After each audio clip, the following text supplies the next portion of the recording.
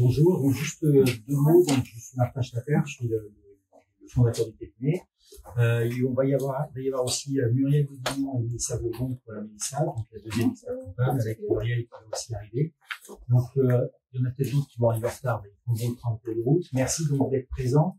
Donc, le pôle social avec notamment Nathalie Charpentier et Amélie Hidot a préparé un petit point sur l'optimisation de la masse salariale et donc elles vont vous expliquer exactement quels sont les objectifs de cette petite matinée de travail. Et puis, pour ceux qui sont impatients, il y aura à boire encore après, d'accord? Voilà. Et à manger. Et boire et à manger, je vous rassure, d'accord. Allez, je laisse la parole à Nathalie et Amélie. Alors, l'objectif de ce petit déjeuner, en fait, est de voir, au-delà du versement de la rémunération directe, qui est le salaire, quels leviers extrêmement puissants peuvent permettre, en fait, aux chefs d'entreprise d'améliorer le climat social et la satisfaction des clients, des salariés, pardon, de rendre l'entreprise attractive et d'imaginer des solutions innovantes pour optimiser la masse salariale tout en augmentant le pouvoir d'achat des salariés.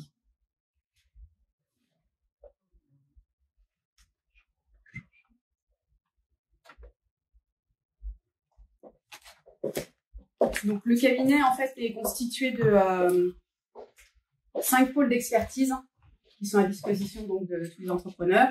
On a le pôle conseil social, juridique, comptable et audit.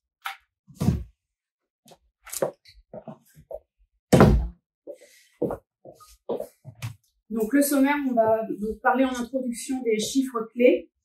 Ensuite, le package des rémunérations avec les questions à se poser. Les composantes de la rémunération. Ensuite, on parlera de la rémunération directe avec notamment le statut cadre et les cotisations salariales et patronales. Et ensuite, les rémunérations différées avec l'intéressement, la participation, le PEE, PER, compte d'épargne-temps et rachat RTT. Et enfin, on parlera des avantages périphériques avec la prime de pouvoir d'achat notamment, les avantages en nature, titre restaurant, note de frais, chèque cadeau, prévoyance complémentaire. Donc déjà, les chiffres clés, le SMIC en fin 2022 était à 11,07 de l'heure. Il a donc connu une augmentation au 1er janvier à 11,27 € de brut et une deuxième augmentation là au 1er mai à 11,52. Ce qui fait donc pour une durée du travail de 35 heures hebdomadaires, soit 151,67 h mensuelles, 1747,24 € brut au 1er mai. Le plafond de la sécurité sociale, qui lui avait été stable en fait sur 2020, 2021, 2022, a été augmenté là au 1er janvier à 3666 € brut, soit une augmentation de 6,9% par rapport aux années précédentes. Et bien sûr, c'est pour tenir compte en fait de l'évolution du salaire moyen. Voilà. Ensuite, on a donc le PASS, qui est en fait le plafond de sécurité annuel 43 992. Et on vous a mis également la limite de 2 PASS qui sont en fait l'exonération des charges sociales pour les indemnités de licenciement, donc 87 984 €. Ça a énormément augmenté. Le package de rémunération, il se compose de tous les éléments en fait issus du mix rémunération. Il est vrai que dans un contexte économique tendu, les entreprises ont de moins en moins de marge de manœuvre pour se démarquer les unes des autres. Et il est intéressant, au-delà de la rémunération fixe, de déployer en fait un package de rémunération qui permettent à l'entreprise en fait de se différencier de ses concurrents. Donc les questions à se poser, c'est: a-t-on formalisé la politique de rémunération? À qui donne-t-on le statut cadre, agent de maîtrise, et pourquoi? L'égalité de rémunération entre les hommes et les femmes est-elle respectée? Et en termes d'augmentation et promotion individuelle, qui bénéficie d'une rémunération variable? Sur quoi repose le calcul des augmentations et des primes? Quels sont les avantages en nature proposés? Les collaborateurs sont-ils plus motivés par leur travail ou par leur salaire? A-t-on déjà expliqué la politique de rémunération par une note ou par une réunion? Lors d'un recrutement, comment présente-t-on la politique salariale? Quid de l'épargne salariale et quid des avantages périphériques? Donc, les composantes de la rémunération. Donc tout en haut, en fait, on a la rémunération directe qui correspond au montant versé directement aux employés en échange de leur travail, comme le salaire de base, complément individuel lié au poste, prime d'ancienneté, 13e mois, prime conventionnelle, et la partie variable, donc soit fixe, soit variable. La partie variable, prime individuelle ou collective sur objectif, commission, bonus. Ensuite, on a les avantages périphériques légaux monétaires, qui sont en fait qui peuvent être soit versés directement ou de manière différée, qui sont la participation, l'intéressement, le PEE, le PER, le compte épargne-temps. Ensuite, on a les avantages périphériques sélectifs, qu'on appelle souvent les avantages en nature, comme les voitures de société, les nouvelles technologies de l'information et de la communication, le logement. Et enfin, on a les avantages périphériques statutaires qui sont les avantages physiques, comme les chèques cadeaux, la prévoyance, la formation. Voilà, la BBB. Ensuite, donc là, pour la rémunération directe, donc on va se poser plusieurs questions. Quel horaire on va pratiquer, c'est-à-dire soit un horaire forfait horaire, forfait en jour. Alors forfait tous horaires, c'est en fait ça inclut le paiement des heures supplémentaires ou l'annualisation du temps de travail. Après, on va se poser la question, et tout ça se fait en fait par le biais de la convention collective à laquelle on est rattaché. Quel statut, employé, agent de maîtrise, cadre, et enfin, quelles sont les cotisations salariales et patronales.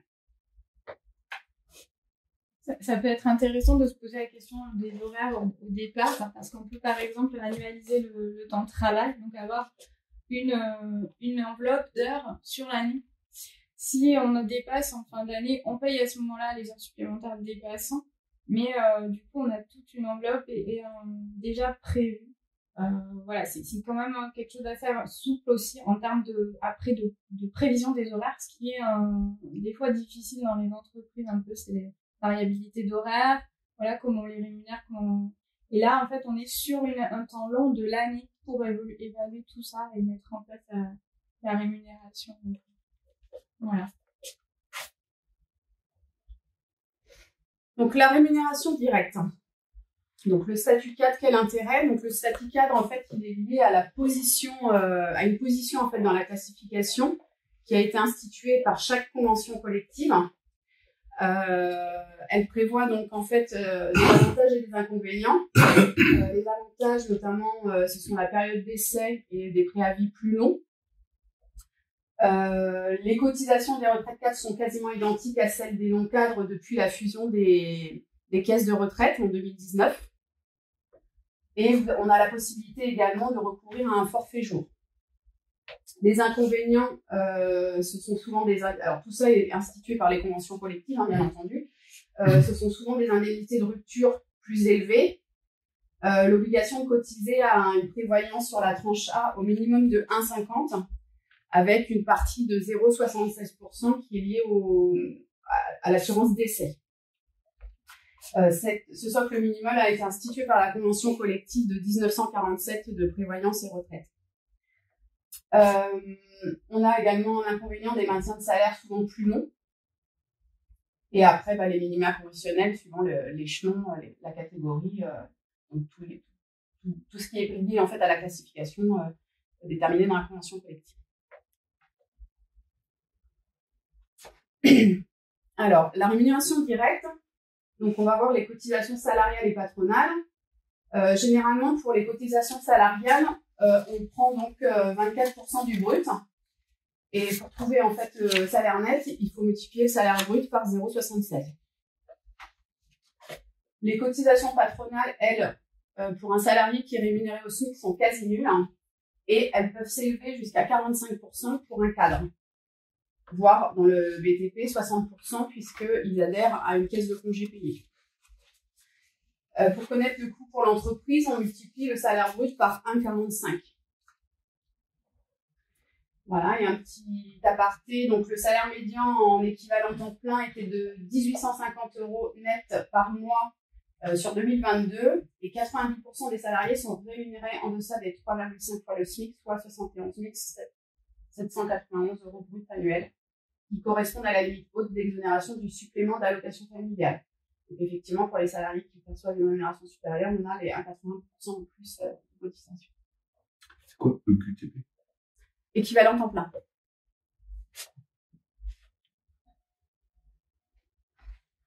La réduction, par rapport aux heures supplémentaires, on a la réduction sur la loi TEPA qui a apporté une modification donc, par la loi du 16 août 2022.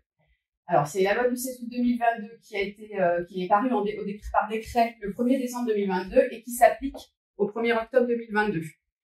Donc, avant ce régime, avant cette loi, on avait seulement les employeurs inférieurs à 20 salariés qui pouvaient bénéficier d'une déduction forfaitaire patronale de 1,50 par heure supplémentaire.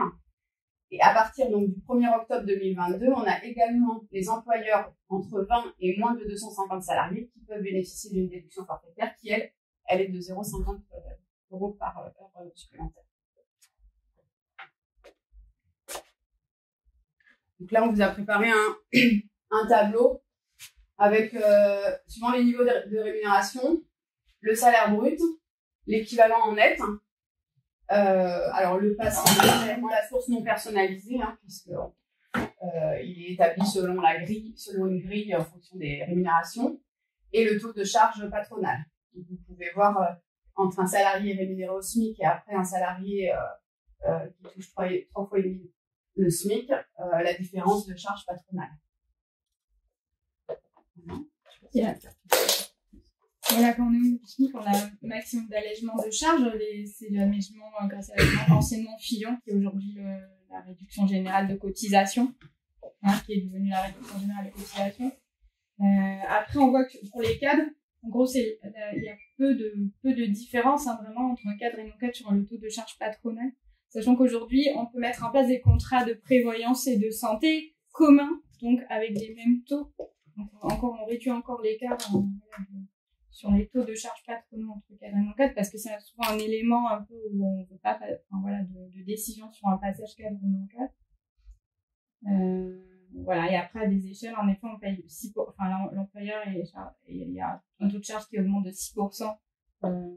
Complément maladie quand on est au-delà de 2,5 fois le SMIC, puis 1,80 encore en plus, au-delà de 3,5 fois le SMIC.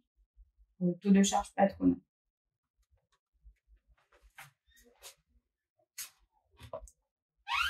Ah oui, voilà. Du coup, donc la rémunération différée, donc comme indiqué, c'est des sommes qui vont pas être forcément versées rapidement aux salariés. Donc c'est vrai que effectivement, il y a un délai. On est sur un temps long pour les salariés pour obtenir ce gain. On va pas présenter en détail l'actionnariat salarié, mais en 2 mots, c'est du coup permettre aux salariés d'entrer dans le capital de l'entreprise. Ça leur permet de constituer une épargne. Ça peut favoriser leur implication. Et aussi permettre à terme qu'ils participent à la gouvernance de l'entreprise et du coup favoriser toujours leur implication. Concrètement, du coup, ils vont prendre une partie du capital social. Ça peut être aussi un biais pour la reprise et la transmission de l'entreprise. Et on va pas détailler parce que c'est moins le sujet. Alors, on commence par l'intéressement. Donc, c'est un dispositif facultatif d'épargne salariale. Toute entreprise peut le mettre en place par voie d'accord entre salariés ou représentants. Donc, on associe collectivement. Là, de toute façon, tous les éléments de rémunération différés, c'est du collectif. Les salariés sont placés sur un statut identique pour obtenir des primes ou des gains supplémentaires. Du coup, on peut conclure l'accord pour 1 à 5 ans. Et dans les entreprises de moins de 250 salariés, les chefs d'entreprise et leurs conjoints, sous certaines conditions, peuvent bénéficier de l'intéressement. Donc, intéressant. Les montants, donc calculés par rapport aux résultats ou aux performances de l'entreprise, on est sur un calcul libre. On peut mettre une formule à sa convenance. On peut plafonner le montant pour le maîtriser.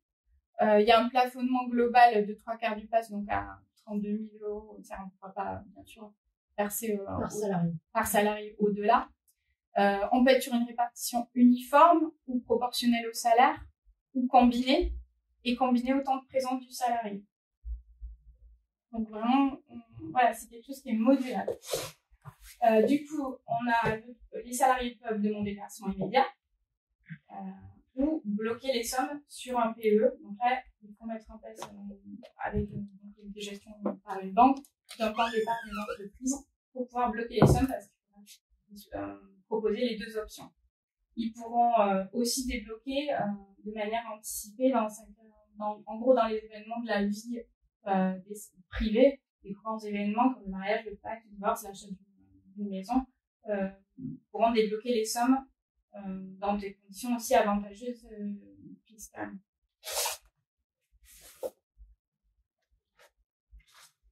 Du coup, le placement de l'épargne à la place de versement immédiat,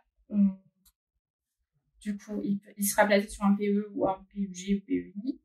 On peut aussi décider de le placer sur un plan d'épargne retraite. Donc, en cas de versement immédiat, la différence, c'est que la prime est imposable pour le salarié. Elle rentre dans son revenu fiscal. Si on le bloque, au contraire, elle est exonérée d'impôt.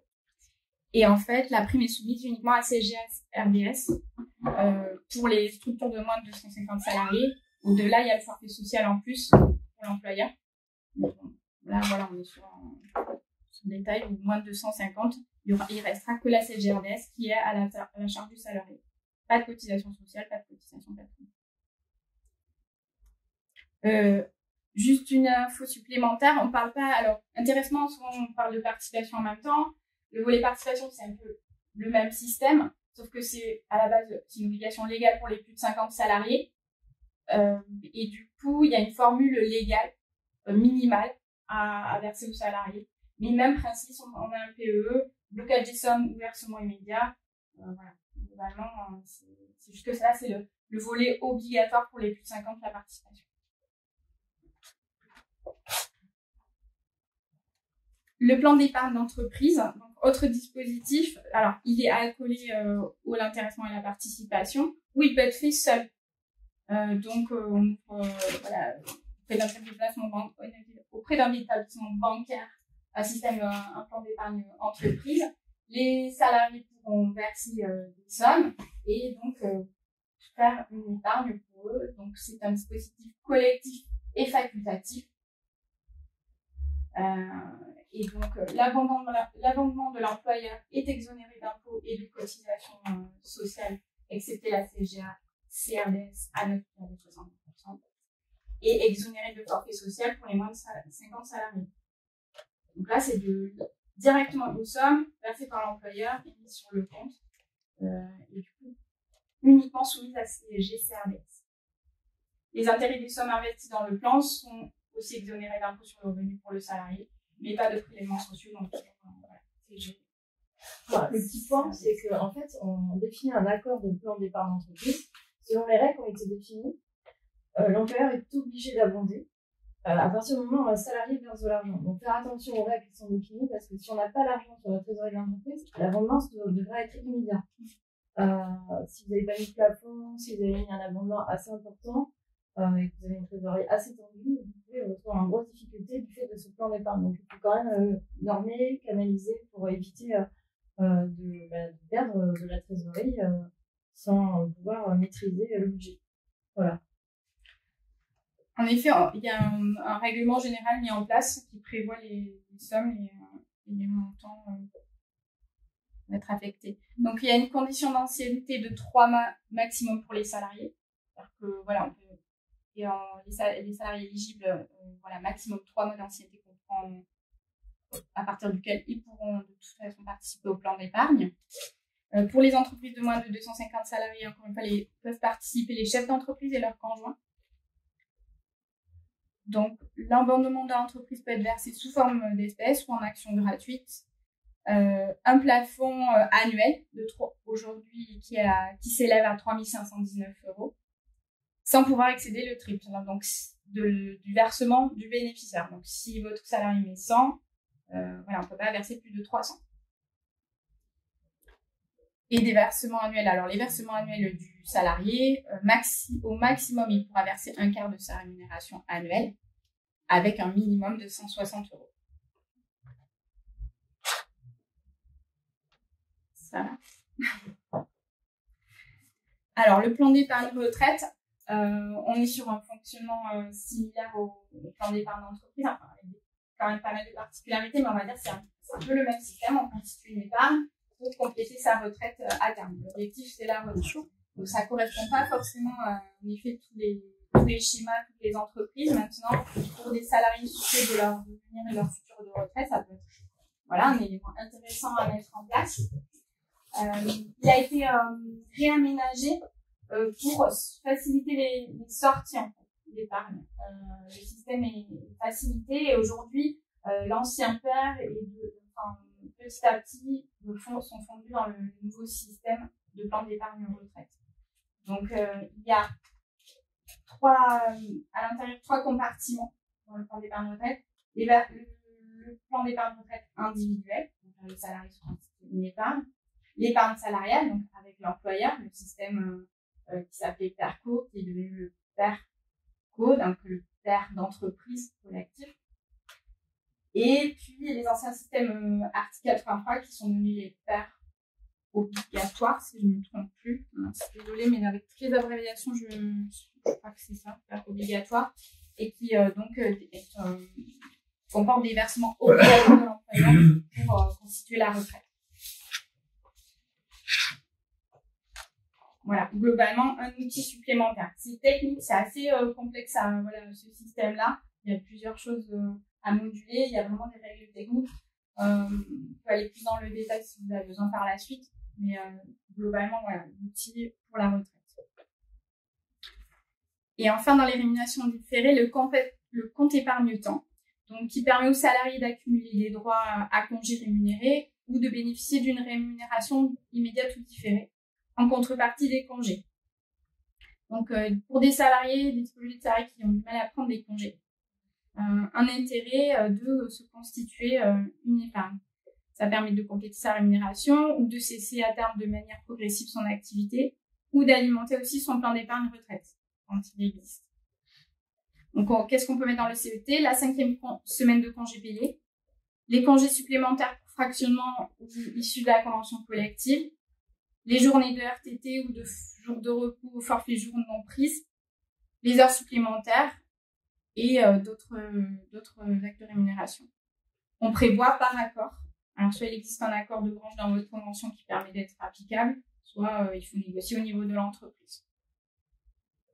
Sachant que la négociation au niveau de l'entreprise, aujourd'hui avec les nouvelles lois du travail, les nouvelles lois Macron, ont été facilitées pour les employeurs, même à tout niveau pour faciliter et négocier au niveau de l'entreprise.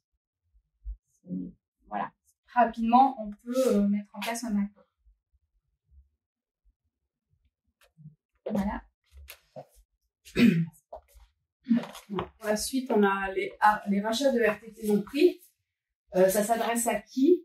Le dispositif il est ouvert à toutes les entreprises du secteur privé qui ont des salariés qui bénéficient de repos sur la base d'un accord de réduction du temps de travail, sauf ceux qui sont à forfait jour, qui ont un dispositif bien particulier. Quand? Donc ces jours de RTT, en fait, les jours de RTT concernés, ce sont ceux qui sont acquis entre le 1er janvier 2022 et le 31 décembre 2025. Comment? Sur la base du volontariat des salariés. Ça nécessite l'accord de l'employeur qui peut refuser. Et il n'y a aucun formalisme qui est demandé, mais par précaution, il vaut mieux établir un écrit. Et le coût, donc le montant du rachat est équivalent en fait au paiement de la première heure supplémentaire. Donc 10% s'il y a un accord d'entreprise, sinon elle est de 25%. Et les RTT donc rachetés sont exonérés de cotisations sociales, d'impôt sur le revenu à hauteur de 7 500 €. Donc en fait, ces rachats, ça permet un gain économique pour le salarié et un avantage fiscal intéressant. Ça permet également donc aux salariés d'échanger leur RTT contre une journée de travail rémunérée et à l'employeur en fait de pouvoir accroître leur capacité de production ponctuellement avec les mêmes ressources. Et enfin, ça permet aussi une certaine marque de l'employeur et à le démarquer sur le marché du travail.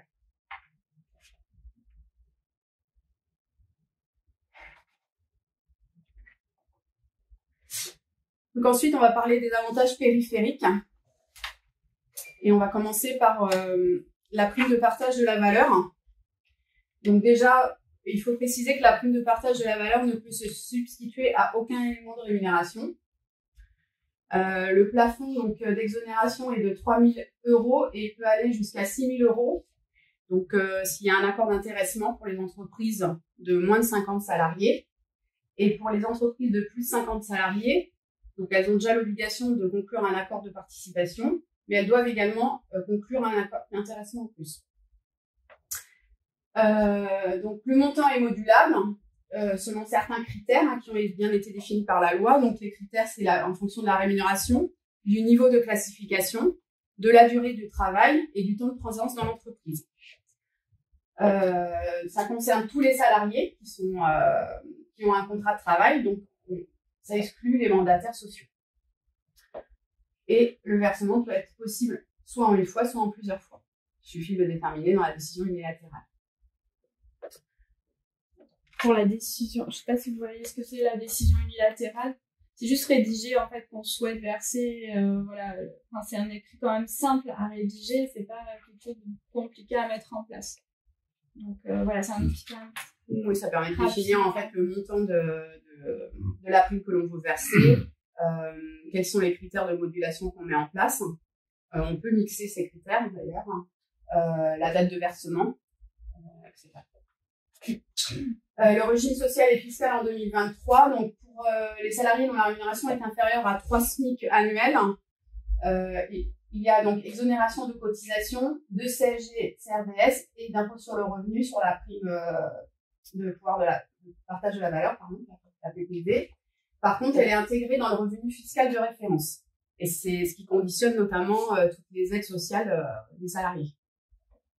En fait, c'est la refonte d'un dispositif, la prime de pouvoir d'achat. C'est pour ça qu'on bute sur les mots par un moment, parce que en fait, successivement, elle s'est appelée de différentes façons, pouvoir d'achat, et aujourd'hui, c'est le partage de la valeur. La rémunération, donc les salariés qui ont une rémunération supérieure à 3 SMIC annuels, la prime sera assujettie à la CSG, CRDS, à l'impôt sur le revenu et au forfait social dans les entreprises de plus de 150 salariés.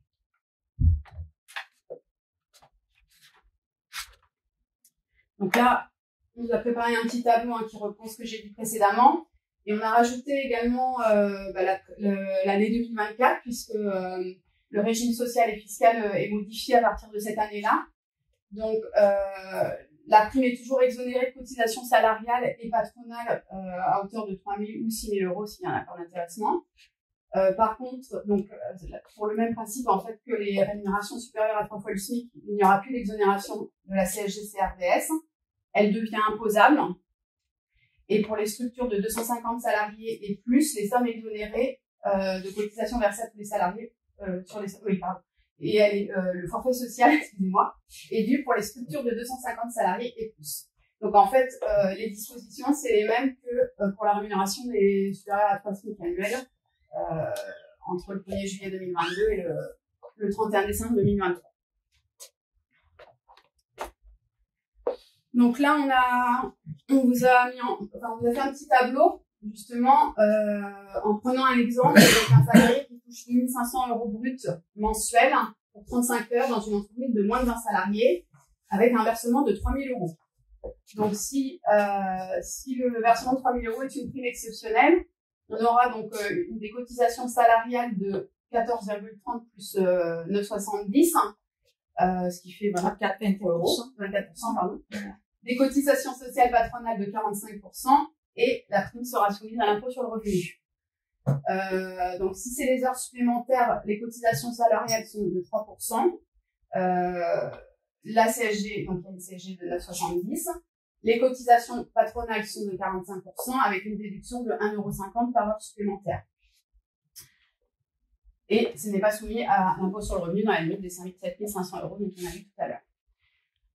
Si le montant est une prime de partage de la valeur, donc elle est exonérée de cotisations salariales, Elle est exonérée de CSG, CRDS pour cette année et par contre, elle sera soumise à la 9,70 l'année prochaine. Elle est exonérée de cotisations sociales patronales et pour l'impôt sur le revenu. Donc, elle n'est pas soumise à l'impôt pour cette année, mais par contre, elle sera soumise en 2024. Ensuite, pour la prime d'intéressement, la différence entre l'intéressement, donc la prime d'intéressement bloquée et non bloquée, est liée à l'impôt sur le revenu, puisque la prime d'intéressement non bloquée sera soumise à l'impôt sur le revenu. Et enfin, l'abondement PPE, donc il est soumis uniquement à la CSG, CRDS.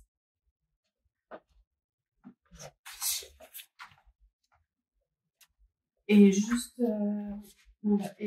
préciser également que depuis le 1er janvier 2019, en fait, le forfait social est supprimé sur les primes de participation d'abondement pour les employeurs, pour les entreprises qui ne sont pas tenues de mettre en place un accord de participation.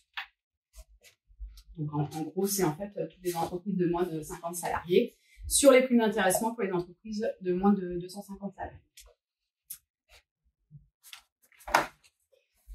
Donc, autre volet, les avantages en nature. Donc, on peut, moyennant du coup, faire disposer aux salariés d'un véhicule, d'un logement, de moyens de nouvelles technologies d'information et de communication, ordinateur, téléphone portable, qui vont utiliser à des fins personnelles et du coup qui complètent leur rémunération. Ça parle beaucoup pour le véhicule. Voilà, véhicule de société qu'on peut utiliser le week-end et pour ses déplacements personnels. Donc, ça existe pour ces autres volets, nourriture, logement, nouvelles technologies. Il y aura comment ça se passe? On calcule une évaluation de valeur minimale ou la valeur réelle si elle est plus avantageuse. Elle est soumise à cotisation et en bas du temps, on le retranche puisqu'on le verse en contrepartie déjà en mettant à disposition l'outil. Pour les dirigeants, ça sera obligatoirement le montant réellement dépensé qui sera assujetti à cotisation. Voilà, ça peut être un élément aussi de rémunération qu'on peut mettre en place. Les titres restaurants. On l'a largement utilisé, voilà, un outil collectif. Encore une fois, on le fait bénéficier à l'ensemble des salariés. Ou alors, éventuellement, à l'ensemble des salariés placés dans des mêmes conditions de travail et horaires qui permettent de différencier vraiment. Il faut être sur une catégorie plus objective. Avec un maximum de 13... alors, il n'y a pas de minimum maximum. C'est pas exactement ça. Mais on a une valeur maximum de participation employeur comprise entre 50 et 60%. Non, une valeur maximum de 60%, pardon. Oui, entre 50%, pardon. Une valeur minimale de 50%. Et... Pour moi, c'est bon. Bonjour à tous. Une valeur maximum de 60% de part employeur. Ça. Et donc, si on participe à 50%, on va dire que la valeur du titre restaurant, on ne va pas donner plus de 13 € puisqu'on ne peut pas dépasser 6,50 €. Et si on participe à 60%, il ne faudra pas donner plus de 10,83 € par titre restaurant, sinon on dépasse. Donc, c'est un élément complémentaire. Si on met en place 9 € à 50%, ça fait 90 € sur 20 jours de travail, ça fait 90 € en plus de pouvoir d'achat pour le salarié, qui est exonéré de cotisation sociale et salariale, puisqu'il va payer 50% sur les 180 € de chèque déjeuner remis pour le mois, il va avoir 50% du coup la contribution employeur. Les notes de frais pour les salariés qui bénéficient de remboursement de frais, donc pour des rendez-vous clients, des placements, des cas où ils sont dans des situations particulières, on peut rembourser leur note de frais de repas.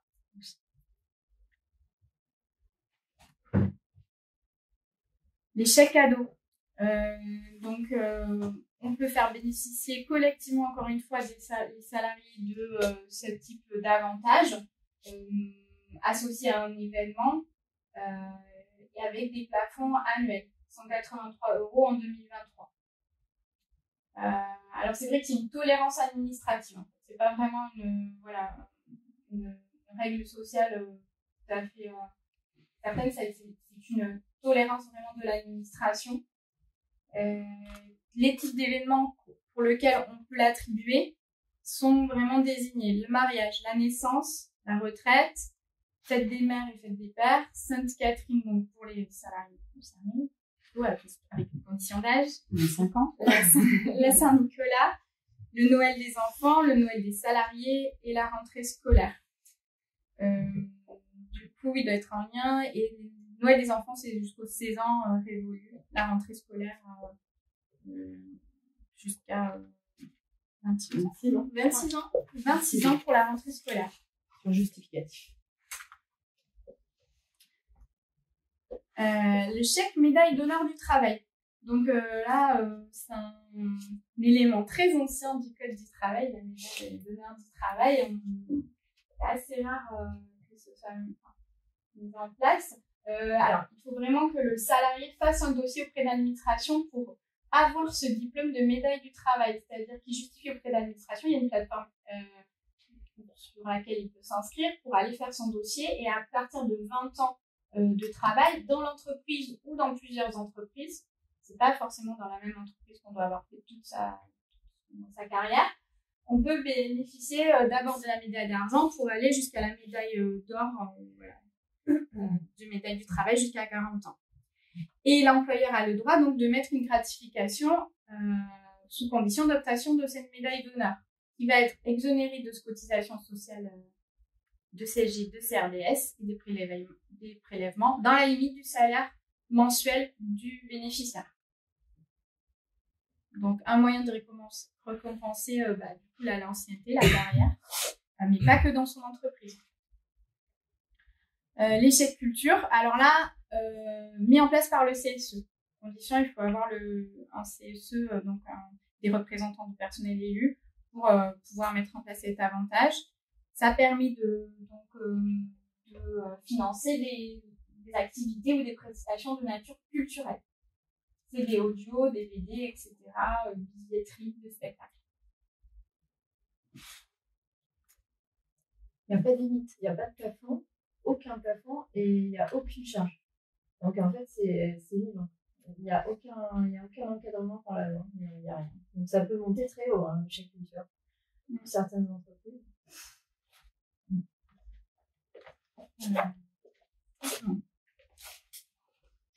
Alors, le chèque vacances, donc c'est un outil de management efficace car il permet de motiver les salariés en augmentant leur pouvoir d'achat dédié aux loisirs, aux vacances. Donc, ce sont des titres de paiement utilisables sur tout le territoire national et dans l'Union européenne. Donc, les types de dépenses de vacances, hébergement, voyage, transport, culture, restauration. Ils peuvent être mis en place par l'employeur qui contribue de manière maximum à 80% de la valeur si la rémunération moyenne des 3 derniers mois est inférieure au plafond mensuel de la sécurité sociale, et 50% si la valeur de la rémunération moyenne des 3 derniers mois est supérieure au plafond mensuel de la sécurité sociale. Donc ces pourcentages peuvent être majorés de 5% par enfant à charge ou 10% pour un enfant handicapé, et tout ça dans la limite de 15%. Ils peuvent également, donc là c'était l'attribution par l'employeur, ils peuvent également être attribués par le CSE, des organismes sociaux, des organismes paritaires de gestion d'activités sociales.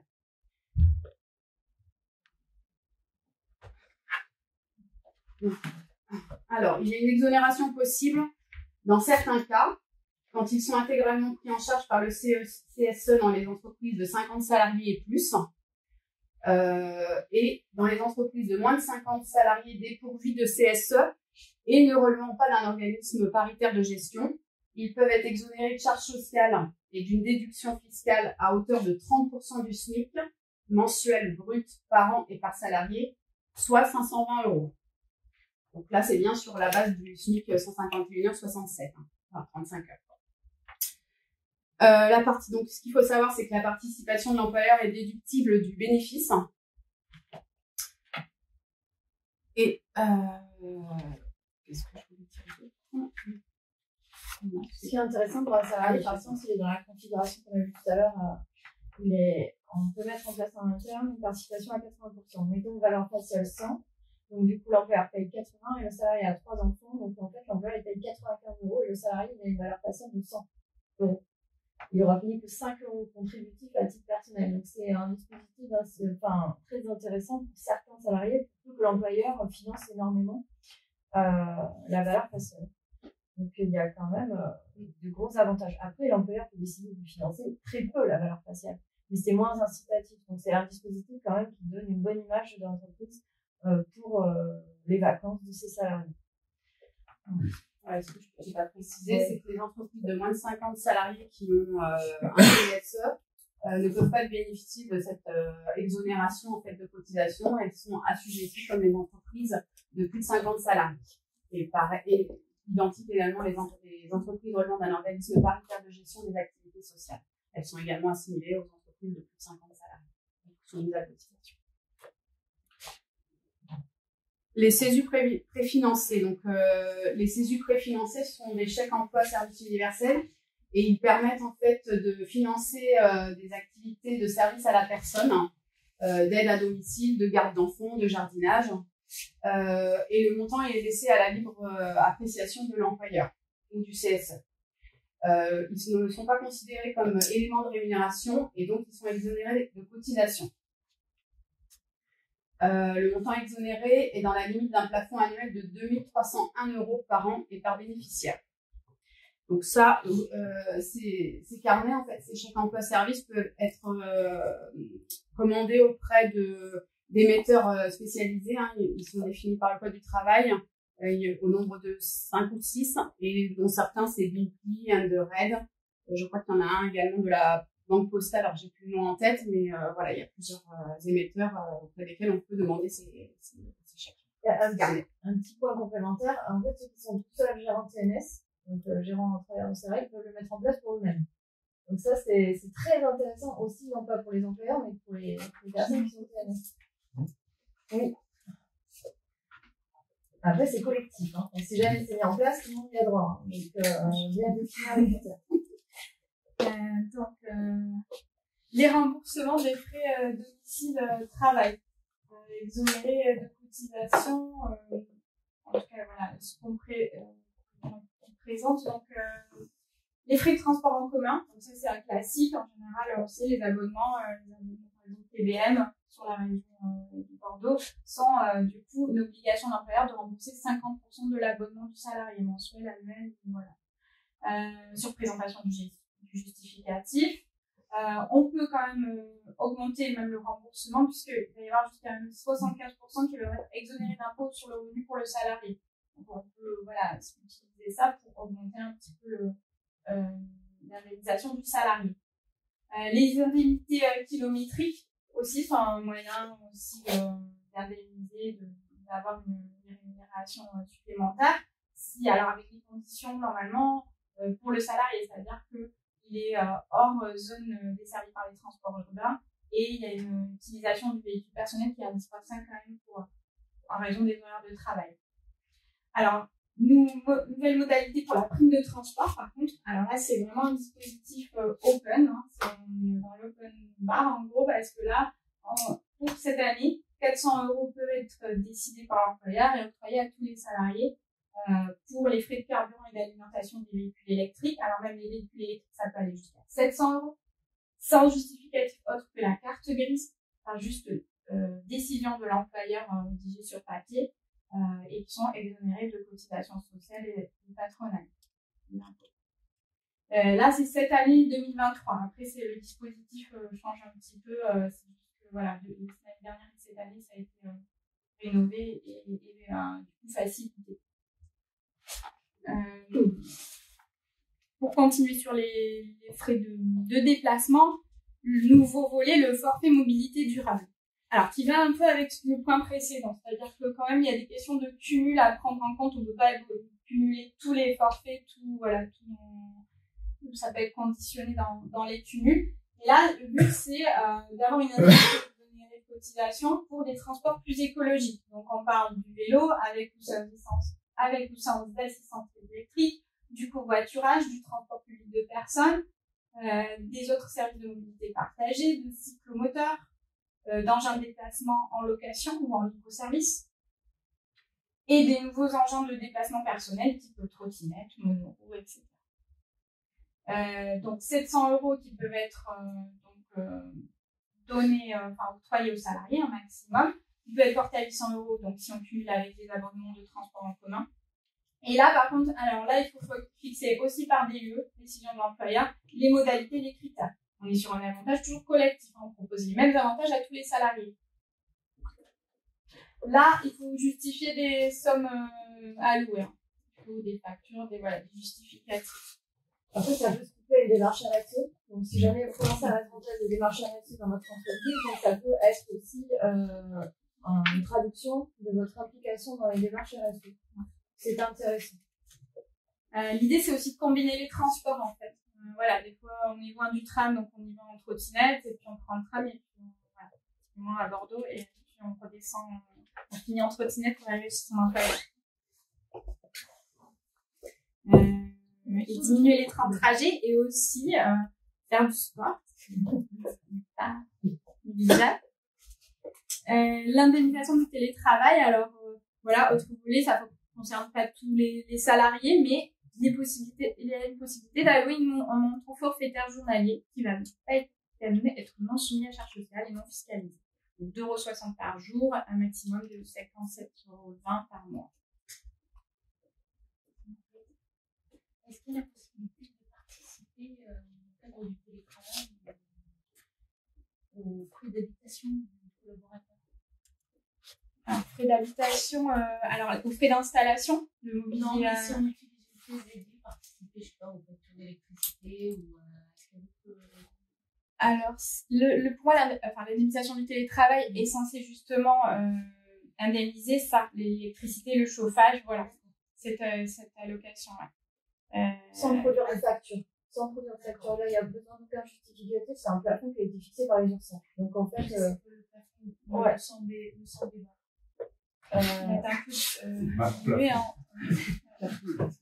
Ou alors, c'est pas juste.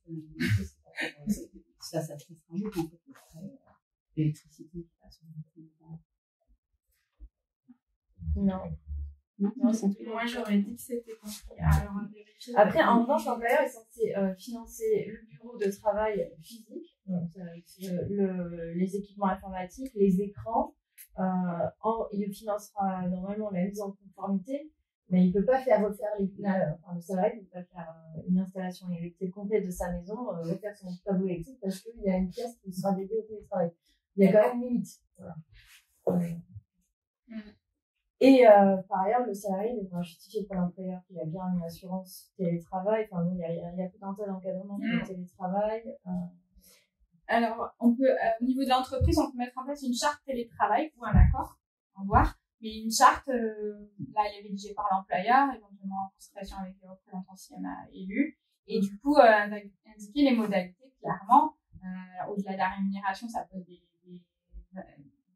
choses à organiser au niveau des conditions de travail, des modalités de télétravail, sur la semaine, de l'organisation des horaires. Donc, c'est une réflexion aussi qui peut se mener globalement. Et ça peut s'inscrire dans une démarche RSE. Parce que là, on parle beaucoup de RSE en ce moment. Donc, en fait, le fait que les salariés restent chez eux, là, ils se déplacent moins, peut-être en voiture aussi. Ça pollue moins. Donc, en fait, l'image, si ça s'intègre dans les possibilités de travail de l'entreprise, dans les modalités. C'est pas applicable à toutes les entreprises, mais au moins, ça permettra d'économiser en émissions de gaz. Donc, à étudier aussi. Autre outil, la prévoyance complémentaire. Alors, on n'y pense pas toujours parce que souvent, quand on met en place l'entreprise ou quand on la crée, c'est plutôt des obligations pour l'employeur de mettre en place la complémentaire santé, le régime de prévoyance qui colle à la convention, etc. Mais ça peut être aussi un outil réfléchi sur un complément de rémunération. Le fait de prendre en charge à 80% la cotisation mutuelle famille, ça peut être pour un salarié, en fait. Parce que c'est quand même des choses qui deviennent coûteuses, vu le désengagement de la sécurité sociale, un petit peu sur les remboursements. C'est un élément qui vraiment peut être valorisé et au moment des recrutements, d'expliquer qu'on prend en charge la complémentaire santé ou une grosse partie du financement. Pareil pour la prévoyance, en cas de maladie, d'invalidité, une couverture de prévoyance renforcée, c'est pas mal. La plupart des conventions, de toute façon, obligent maintenant à mettre en place un contrat de prévoyance sur les risques maladie, invalidité. Et ça peut être réfléchi toujours en cadre ou non cadre ensemble. Même régime. Alors qu'avant, c'était toujours différencié. Et enfin, dernier volet, la formation. Levier de motivation, de développement des compétences, d'employabilité, permet aux salariés de s'adapter, mais aussi, vous avez, tous les employeurs financent le développement de la formation professionnelle à travers la cotisation vers les OPCO. Donc, il y a des budgets alloués, il y a des financements, se renseigner auprès de l'OPCO sur ce à quoi on a le droit, parce que ça bouge. Enfin, à peu près tous les ans, de toute façon, les budgets sont revus. Des fois, ça baisse, mais des fois aussi, tout d'un coup, il y a une enveloppe supplémentaire pour telle ou telle action. Ça peut du coup être un moyen peu cher et aussi motivant pour les salariés. On peut intégrer par avenant une clause de dédié formation et du coup préciser que le salarié s'engage à rester aussi dans une cadre d'une formation longue, onéreuse. Il s'engage à rester auprès de l'entreprise tant de temps ou il rembourse la formation ou une partie. Bon, il y a des conditions, c'est très fixé quand même, elle est assez restrictive la clause, mais ça existe. Ce dispositif, c'est très intéressant parce que dans le monde du travail, vous avez quand même un certain nombre de salariés qui disent « Moi, j'ai quitté mon ancien employeur parce qu'en fait, j'étais jamais formée. Depuis 10 ans, jamais eu de formation, j'ai demandé, on me refusait ou je ne pouvais pas. » Si vous mettez en place une politique interne de formation, vous demandez aux salariés ce qu'ils souhaitent faire et vous-même, vous êtes quand même un vecteur d'indication pour choisir les formations, ça va quand même les motiver à rester parce qu'ils verront que vous participez à leur adaptabilité au marché du travail et puis ils vont s'intéresser un peu plus aussi à l'évolution de leur métier. Donc, ça a l'air de rien, mais c'est très important aussi pour certains salariés. Et voilà. Est-ce que vous avez on m'a pas posé des questions, juste des choses que vous... on a passé. C'est très complexe. Il y a beaucoup d'outils. C'est bien résumé. Non, mais il y a beaucoup d'outils, c'est intéressant. On peut piocher dans plein d'outils, en fait. Oui, mais je pense On aura la présentation. Oui. Oui, elle sera envoyée aux participants. Je pense qu'après, il faut aller un peu plus dans le... Après, vous nous appelez pour qu'on discute un peu plus dans le détail Par rapport à vos critères. Vos critères et à ce que vous souhaitez faire. Et vous répondre. Un critère, il est simple, c'est essayer d'en donner moins dans les charges et plus aux salariés. Et que le salarié non plus ne soit pas... c'est pour ça qu'on parce que je prends l'exemple des tickets restaurants, je l'ai proposé à mes salariés. Alors oui, c'est intéressant pour eux, mais en même temps, ils sont obligés de donner une part et ça diminue leur pouvoir d'achat, même si techniquement ça leur augmente, puisque en contrepartie, ils ont des tickets restaurants. Mais eux, ce qu'ils voient, c'est que dans le montant du salaire, il y a une part qui est encore reprise et donc... voilà, c'est pas simple. Ouais. Là, il y a alors plus sans contrepartie salariée, il y a les chèques cadeaux. Les chèques vacances, c'est minime, c'est beaucoup plus contenu. C'est tous ces avantages périphériques qu'on peut mettre en place justement, exonérés de cotisations ou avec des cotisations vraiment faibles. Il y a la prime de transport. Est-ce que ça concerne vos salariés? Non. J'ai retenu que pour cette année, c'était sur le PPV parce que les salariés ne seront pas soumis à un peu. On a pris, mais il n'y a pas de charge. C'est un dispositif avec une fenêtre de tir qui est courte. Oui, mais c'est mon mois, c'est une prime à quelqu'un, c'est mon mois. Ah oui. C'est collectif. Après, c'est des avantages. C'est ce qu'il faut voir. Souvent, quand c'est exonéré, souvent, on voit totalement. C'est collectif. Et il y a des conditions à respecter. Non, c'est pas individualisé, comme on l'a précisé. Il y a des critères de modulation, mais on peut moduler, dans une certaine limite. Voilà, c'est pas. Qu'est-ce que vous appelez moduler? C'est-à-dire un peu plus pour un, un peu moins pour l'autre. C'est en catégorie. Voilà, c'est plutôt des objets. C'est ça, des lignes objectives. Par exemple, le fait de la présence sur l'année, la durée du temps de travail, la classification éventuellement, des salariés, le niveau de rémunération, mais voilà, on est sur vraiment des groupes de salariés, quoi. On n'est pas à un, je donne 1000, l'autre, je donne 100 et l'autre, je donne 150. Oui, en fait, ça n'a pas changé avec ce qu'on appelait avant la prime de pouvoir d'achat, prime Macron, voilà. Elle a eu successivement plusieurs noms, mais c'est toujours la même formule. Après, c'est vrai que, la réflexion, c'est compliqué. Des fois, voilà, on a envie de récompenser un salarié, moins d'autres. C'est vrai que c'est une réflexion. Mais aussi, c'est aller collectivement et c'est donner un élan global. Alors, c'est sûr qu'on récompense tout le monde, mais au fond, on récompense aussi ceux qui ont bien travaillé et qu'on continue à motiver. Donc, et quand même, vu que vous faites des économies de charges sociales importantes, au final, même si vous octroyez, vous gagnez quand même. Oui, c'est bon. Payez moins. Oui, mais après, c'est compliqué aussi, parce que celui qui a pas joué le jeu, il va être récompensé aussi, donc il va dire, j'ai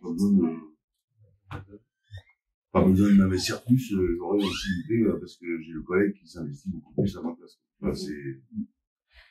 C'est vrai, mais alors, après, tout dépend des tailles aussi, des ambiances, ça devrait se réfléchir, mais il faut pas oublier de récompenser ceux qui travaillent bien. Parce que eux, ils peuvent se sentir délaissés, et là, c'est pire encore. Oui. Bon, voilà. Encore plus là. D'autres questions? Ouais, une question sur l'avantage nature. Alors, vous avez parlé de nourriture. Oui. Donc, concrètement, ça consiste en quoi? C'est un chèque aussi, ils peuvent aller acheter dans les magasins. Non, là, c'est vraiment pour le repas. Alors, c'est vraiment développé dans la restauration. D'accord. C'est un avantage parce que ticket restaurant. Ticket restaurant. Et après, c'est seulement pour les salariés en déplacement. J'aurais un petit cas qui vous soumettre. On va s'installer dans un domaine où on va pouvoir produire des légumes avec un potager qu'on va lancer et tout, et on comptait mettre en place des paniers en fait qu'on va donner à nos salariés. Voilà. Et donc ça rentre dans le. Et comment on le valorise ça, en fait? Parce que du coup c'est un.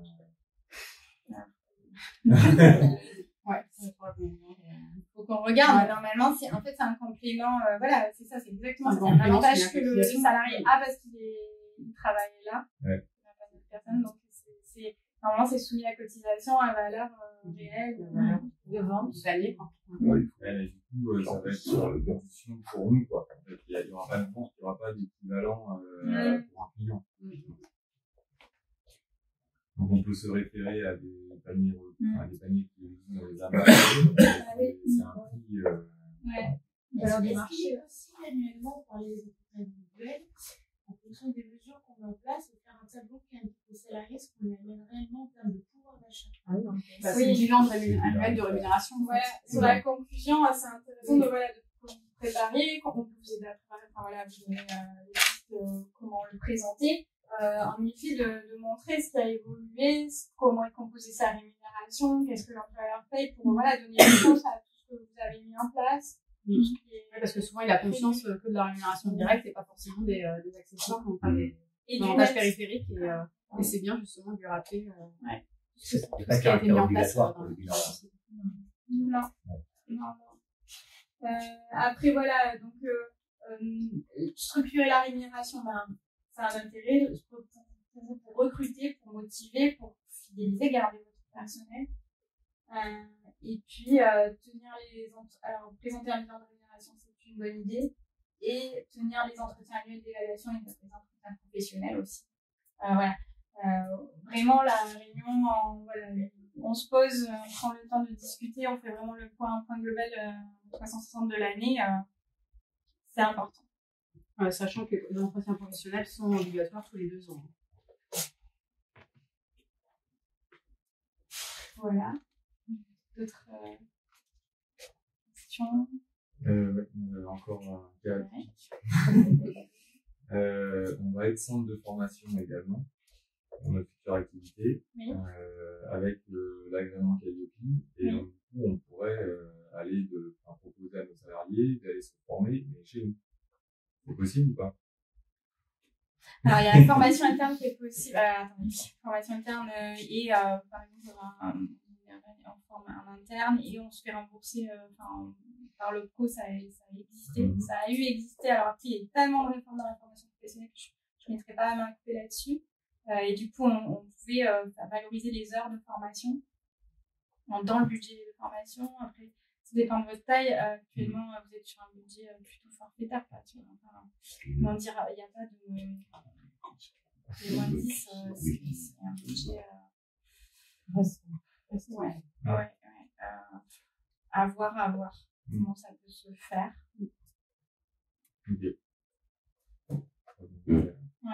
Faut étudier, parler avec les locaux, comment ça peut se passer. Et vous feriez une formation que pour eux ou inter-entreprise? En fait, on va ouvrir des formations en présentiel, on va avoir des clients, et puis ils pourraient y participer. Oui. Moi, en fait, en formation interne, j'ai fait, c'était plus de formation interne et on valorisait, on se faisait rembourser les heures. Et même, alors, je sais plus s'il y avait un forfait pour la pédagogie, mais c'était il y a un petit moment. J'ai une question sur les CESU préfinancés. Si on considère qu'on donne à un salarié parce qu'il a besoin, justement, lui, de service à la personne, il a besoin, je sais pas, on finance 1 000 € de CESU préfinancés. Comment ça se passe vis-à-vis des autres salariés? Ils n'auront peut-être pas le besoin. On peut mettre en place une. Il faut les compenser. C'est collectif. Après, est-ce qu'on peut définir que. C'est difficile. J'ai jamais fait de cas. C'est collectif. Pour moi, c'est collectif également. Après, chacun en profite jusqu'à un certain palier. Mais si certains salariés n'ont pas l'utilité parce qu'ils n'ont pas besoin de service à la personne, pas de garde d'enfant, pas de jardin. Comment faire? C'est comme quand vous donnez des chèques cadeaux à Noël ou des chèques culture et qu'ils n'utilisent pas les chèques culture. Il y en a qui peuvent même les refuser. Ça veut dire que si on donne 1 000 € de CESU à quelqu'un, il faut qu'on donne 1 000 € à tout le monde et puis après, il faut les utiliser, pas. En théorie, oui. D'accord. On va noter votre question parce que c'est quand même aussi par rapport au CSE. Et les CSE, à la base, il y a des œuvres sociales, donc des salariés en difficulté. Donc, à voir s'il y a pas quelque chose qui est prévu. Voilà, les salariés en difficulté. Et s'ils les utilisent pas, c'est perdu. Oui, ça a des. Oui, voilà, des chèques, Et le caractère collectif des chèques cadeaux pour mariage, par exemple, tous les salariés, ça ne m'arrive pas dans la vie. Alors, en fait, si vous l'instituez, si vous le faites une fois, si vous le répétez, ça devient un usage. Donc, à tous les mariages de salariés, vous êtes censé octroyer cet avantage. Ouais. Vous pouvez le dénoncer un jour. Aussi. À tout moment. Mais normalement, c'est pas en effet en fonction du salarié. C'est à chaque mariage que vous... Après, ça va plus être le salarié qui va contester, ils vont savoir que... C'est oui, tout à fait. C'est plus du tout collectif. Ah oui, mais c'est à l'occasion de l'événement. C'est à l'occasion de l'événement, mais c'est collectif dans la mesure où s'ils se marient tous, ils en bénéficieront. Okay. Oui, après, c'est comme les congés conventionnels, mariage, événements familiaux. On les a que lors des événements, mais c'est quand même tous les salariés qui ont le droit. Voilà. Oui, c'est pour ça que sur chaque cadeau, on peut effectivement déplacer le curseur en fonction des événements par individu. Mais sur un CESU, par contre, là, à la limite, on ne pourrait pas le faire. C'est-à-dire que quelqu'un qui en a besoin et quelqu'un qui n'en a pas besoin, on est obligé quand même de donner celui qui n'a pas besoin. De le proposer, je pense. Oui, proposer, mais est-ce qu'on est obligé de le donner ou de le compenser sur un parce que on ne compensera pas, mais après, je pense que c'est comme les tickets restaurants où certains salariés peuvent refuser. Alors, je vais vérifier, mais je pense que c'est la même chose, c'est que vous le proposez, après, libre aux salariés de l'accepter ou de refuser. D'accord, mais s'ils le refusent, il matérialise par écrit, tout à fait. Parce que moi, j'avais un cas, j'avais un salarié qui avait refusé le ticket restaurant. Donc, ça veut dire que les autres n'auront pas le ticket restaurant. Ah, si. En fait, vous devez le proposer à tous les salariés de l'entreprise. Après, libre à eux d'accepter ou de refuser. C'est un choix individuel. Il faut juste, une preuve écrite. Voilà. Mais il faut que vous le proposiez de toute façon à tous les salariés, puisque c'est mis en place dans votre entreprise, vous devez le proposer. Et celui qui les refuse, du coup, on lui donne pas de ticket, on lui déduit rien sur son salaire. D'accord, ok. Mais il ne peut pas demander une compensation. Non, c'est impossible. Non, il n'a pas le droit.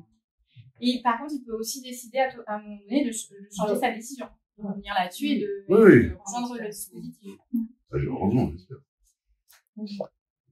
Ce qu'il faut comprendre, c'est qu'à partir du moment où ça a été proposé à tout le monde, tous les salariés ils ont eu droit, mais qu'eux-mêmes ils ont fait le choix de ne pas le prendre, c'est bon, vous êtes dans un dispositif collectif. Voilà. Et il faut que ça soit matérialisé.